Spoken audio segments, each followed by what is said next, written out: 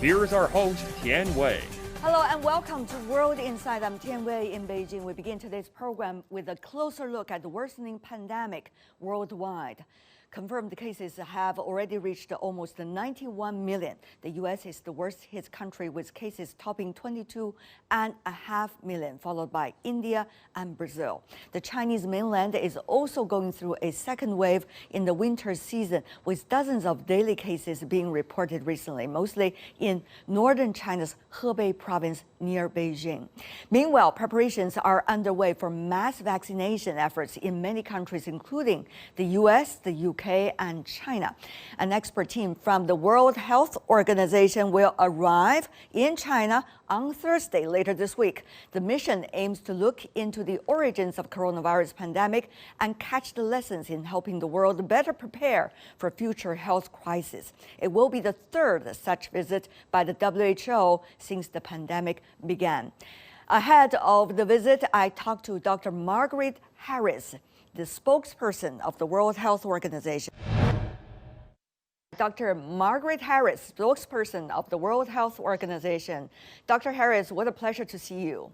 It's a pleasure to be with you, Wei, and with all your viewers. Let me ask you the first question regarding the trip by a team of scientists assigned by the WHO to China regarding studying the possible origins of COVID-19. Tell me more about that. What to be achieved? So this is a very important part of the scientific study into the origins of the virus. I'm sure, as you know and your viewers know, it's critical for the world to understand how did this virus jump from animals into humans so that we can stop it happening again during this outbreak, but also during outbreaks in the future, and that we can better understand what the threats from the animal kingdom to the human population are. Now, the international scientists, 10 of them from 10 different countries, will be coming to work with their Chinese counterparts, and together they will look at the earliest cases reported in Wuhan and how those people may have got infected, and all the other sort of areas, the laboratory studies, the serology studies, looking at the different animals, and together they will come up with some hypotheses, some questions, the critical questions that need to be answered, and they'll work out how to do that. So we won't have answers, but we will have good questions. Good questions are very first steps for important answers in the future, hopefully in the near future. Having said that, though, Dr. Harris, we understand, the example of measles.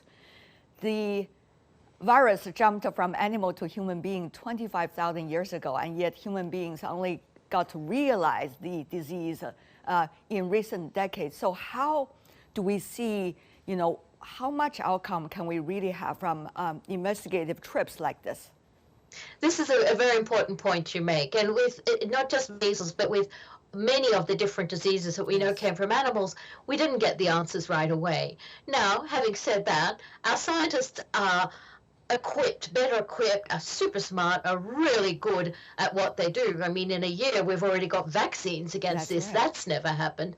So we're in a place where we can understand, we can learn more quickly, and we've got this fantastic global collaboration and cooperation, which also hasn't happened before. So our chances of understanding more are ever greater, especially because we've got everybody working together. And it's also, on the other side, quite some political sensitivity, if you know, all the politics are involved since the very beginning of the reporting of the outbreak until today. So how are the scientists gonna, tip that balance well while doing their job? Both, the team of scientists visiting and also the scientists that are from China working with the team. Well, I think, as my Director General has said, this is about science. Let's leave the politics out of it. This is not about finding someone to blame. This is about understanding what happened so that we can be better equipped as the world to prevent it happening again. Dr. Harris, from the very beginning of the reporting of the outbreak, you are following every step of the way. We see you spoke at various occasions. Tell me more about what this trip could look for in terms of data, in terms of number, in terms of directional scenarios, in terms of directions of hypotheses, as you just mentioned. So that's a lot of different things, and luckily we've got a lot of expertise both in the international team and in the local team. So you look at animal health, what's going on in the different animal populations, which animals are most similar in terms of this particular disease to humans. Then you try to look at serology in the animals. Are there antibodies? You look at the stories of the people who were first infected. Where did they go? Who were they in contact? What happened? You look at laboratory samples and laboratory studies, and you put all this together. You sit together, you go through it systematically, and put your minds together and say, okay, this is what we know so far. What do we need to know, and how are we going to find out those things? I remember talking to the head of the LASTI investigative team in Wuhan last year, and just think about it, how long this has already been for months. What do we know more compared to then? Are we satisfied from the WHO's perspective about the scientific understanding about this virus and how it's been developing so far? So every day we learn more. Yes. And it is quite extraordinary to think that it was a little over a year ago that we first learned of a cluster of cases of pneumonia, and it wasn't clear what the origin was. At that stage, we didn't even necessarily know that it was a severe disease, although sadly, by this time last year, one person had died. Now we know so much more. We know that for people in the high-risk groups, this can be a very lethal disease. We've lost nearly 2 million people, nearly 2 million reported deaths, and we've got over 90 million reported cases. So that tells you two things. It's a highly infectious disease. It transmits itself very, very effectively. And in the people who are at risk of developing the severe form, it's also a lethal disease. We've learned how antibodies are stimulated. We've learned how to develop vaccines that can stop people from getting ill. We've learned how to treat people better, that nursing people lying on their front will help people survive more. We've learned that steroids given to the people with severe illness will improve their chances of survival. We've learned a lot about how to prevent it. We've learned that if you can stop people from gathering together, if you can stop people being in close contact, if you can ensure that you find every case and that you ask everybody who's been in contact with every case to quarantine, and if you really make sure they do that, you can bring your infections right down. So we have learned a great deal more, but every day we learn more. The WHO recently had been talking about the mutation of the virus were becoming quite of a concern. Meanwhile, you see the United States topping the number of infections every day, while at the same time China, while doing relatively a good job prevention control, now is also struggling with small-scale outbreak in Hebei province. So at this point, almost 1 year after after the world knew about the outbreak, how should we understand the spread of the virus and the scale of this pandemic? Where are we going? So the top thing to understand is this virus is very good at transmitting. It loves the fact that we as humans love to be together. So our greatest weapon against it actually is to stay apart in order to protect each other. And that's a very difficult thing for humans to do.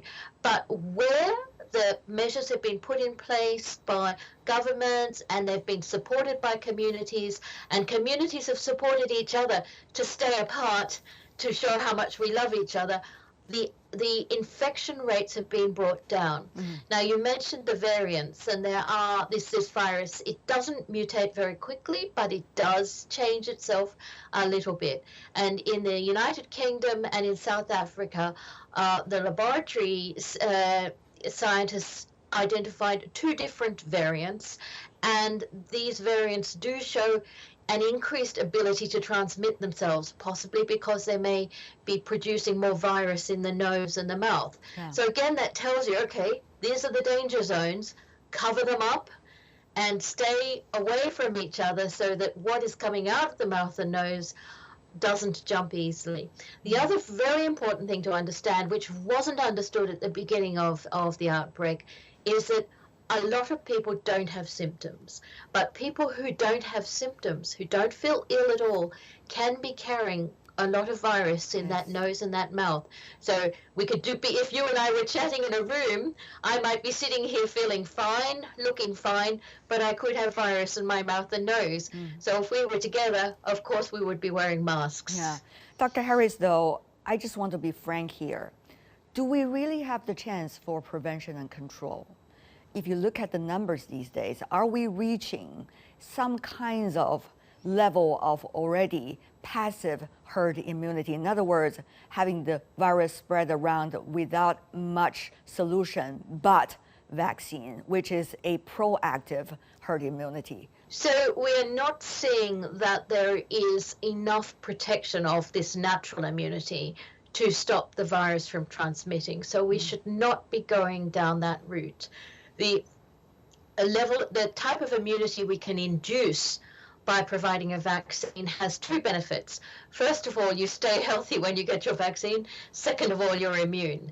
If you went for something like a passive herd immunity, you are going to kill so many people. So that approach is something that we at WHO say is ethically entirely unacceptable, but also it's not something that will work either. The idea of relying on herd immunity, no. And we're not even seeing, when we do serology studies, that enough people have antibodies.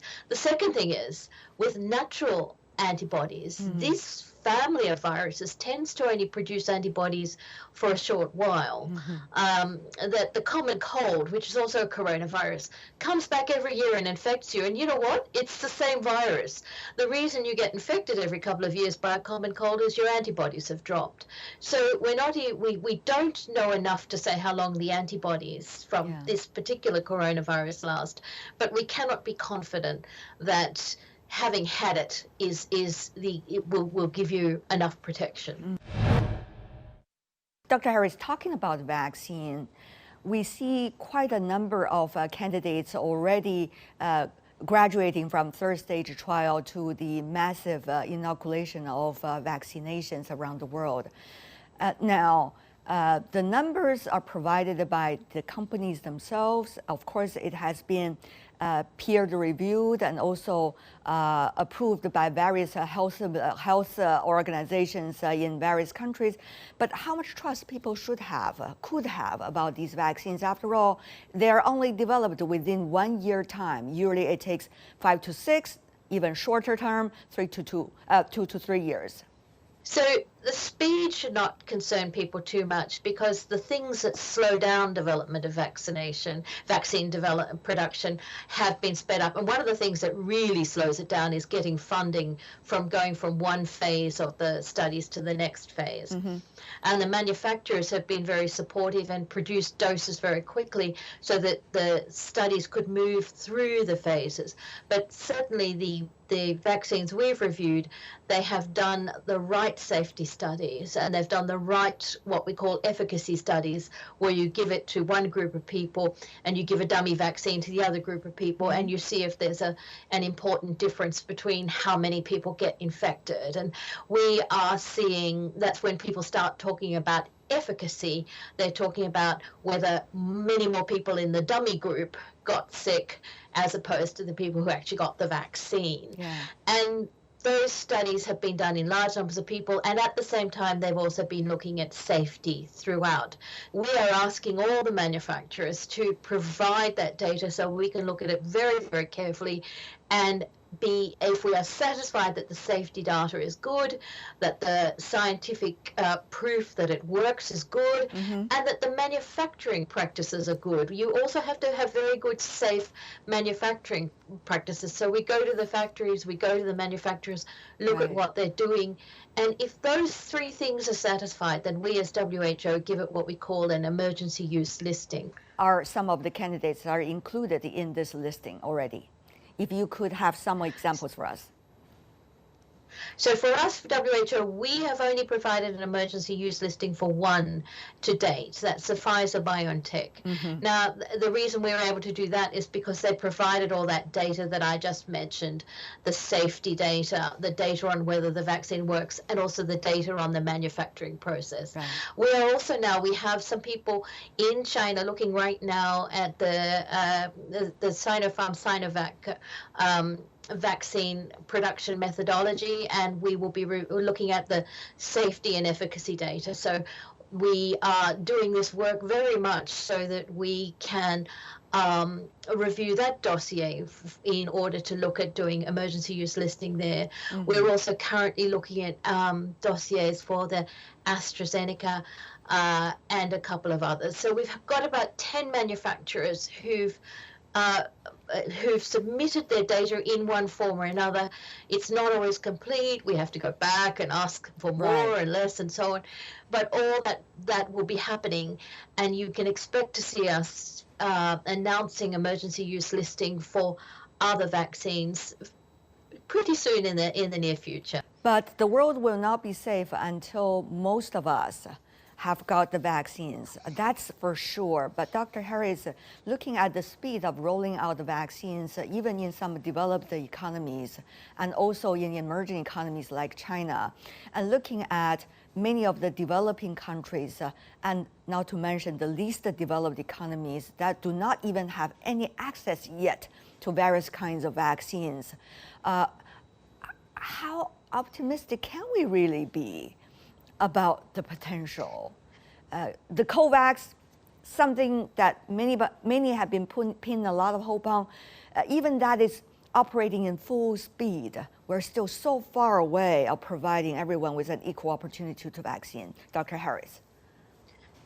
Well, we at WHO, we recognize this is a critical part of what needs to be done, that we must be vaccinating all around the world. And that's exactly why we started looking at this a long time ago and set up COVAX along with Gavi, the Vaccine Alliance, and CEPI, who work on innovation. And yes, it is dependent on all of us being good world citizens and good neighbors. And my Director General, Dr. Tedros, has called upon the countries with greatest resources to understand that it's critical that there be doses available for the countries that cannot get access to them, either because they lack the financial resources, or they lack the technical resources, or they lack the power to make those deals. So we're asking that the doses that have been promised, that we've organized through COVAX, be available so that we can get them out to all the countries that cannot do the vaccination on their own. And I truly believe, from seeing all the work that has gone before, that this will happen. We are not happy it's not happening quickly enough, but we're determined to make it happen. But we cannot expect herd immunity proactively through the vaccines this year. That's according to some officials coming from World Health Organization. In other words, we cannot go back to normalcy for the year 2021, unlike earlier predicted. Earlier, we were quite optimistic. Once the vaccine is there, 1 year enough. But it's not the case, Dr. Harris. Yes, a lot of people were hoping that, but I know that my colleagues have always been saying, first of all, let's think about what normal should be. We should be looking at a new normal. We should be behaving in different ways in order to prevent a repeat of another pathogen jumping into the human population. As my colleague, Dr. Mike Ryan, said, this might just be a dress rehearsal. We could have a much worse outbreak in the future if we don't learn from this one. But yes, 2021 should be the year we all stood up and fought back. And we fought back, every one of us, participating as we can in the best ways we can, listening to the scientists, listening to our leaders, working together as a community to do everything we can to stop the transmission while getting the vaccines into the population and building up our immunity. What do you think will be the priority for WHO as an international organization working on these very important issues right now to bring all your members together and work on as the most important priority? What we want to see is the extension of the right to health, access to health, and that's preventive measures like vaccination, but also curative measures, that's being able to get care when you need it, and also rehabilitation. If something has happened, you will be looked after. We want to see everybody have that kind of access from before birth to the end of life. And we call it universal health coverage, and that's not about insurance, that is about access to healthcare. And this is the highest priority for us. And of course, fighting the coronavirus outbreak is part of that. Part of the problems we've seen in some countries is lack of access to healthcare, lack of access to healthcare workers. We really need to support our health workforce in every country, ensure that there are enough healthcare workers, that they're looked after properly, that they get adequate pay, adequate training, adequate support, adequate equipment. So there is so much work to do, and this outbreak has shown the world how much more we need to do.